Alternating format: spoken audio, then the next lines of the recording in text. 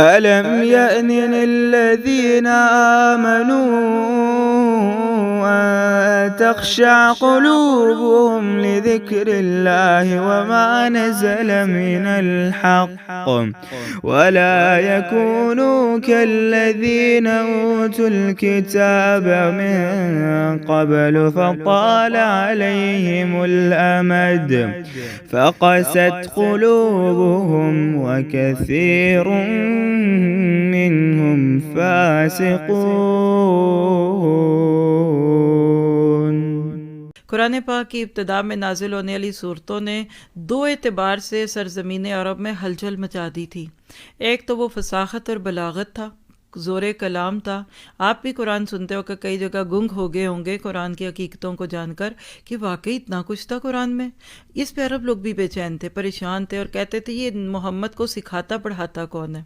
اور دوسری چیز جس نے کھلبلی مچا دی تھی اس معاشرے میں وہ کیا تھی کہ مرنے کے بعد دوبارہ زندہ ہونا اور اعمال کی جواب دہی، یہ بات ان کو سمجھ نہیں آتی تھی۔ اور ان صورتوں نے وہ کیفیت پیدا کر دی جس کو کہا مولانا حالی نے مسدس میں کہ وہ بجلی کا کڑکا تھا یا صوت ہادی، عرب کی زمین جس نے ساری ہلا دی۔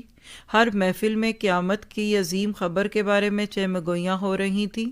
لوگ اپنے اپنے من گھڑت تصورات پیش کر کے اس خبر سے اختلاف کر رہے تھے۔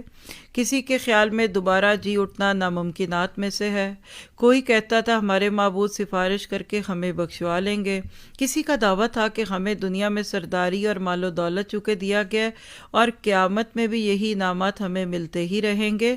اللہ نے کیا جواب دیا، آئیے سنتے ہیں کہ اصل معاملہ کیا ہے۔ عَمَّ يَتَسَاءَلُونَ، یہ لوگ کس چیز کے بارے میں پوچھ گچھ کر رہے ہیں؟ اس بڑی خبر کے بارے میں جس کے بارے میں یہ اختلاف کر رہے ہیں۔ یقیناً یہ بھی جان لیں گے، پھر بالیقین انہیں بہت جلد معلوم ہو جائے گا، یعنی لگ بتا جائے گا، ان کو لگے گا کہ اب ہم دنیا میں چند لمحے ہی رہے تھے۔ تو آپ کے میرے عمل کی بات کیا، اتنی آیتوں پہ جھگڑے نہ کیجیے، قیامت کب آنی کب نہیں آنی، ابھی یہ ہونے والا، فلاں نے پیشن گوئی کر دی، فلاں سائنسدانوں نے کہا، اس سے کیا ہوگا؟ ہاں ایک کام کر لیجیے اور وہ ہے تیاری، اور اللہ تعالیٰ آپ کو مجھے اسی تیاری کی توفیق دے۔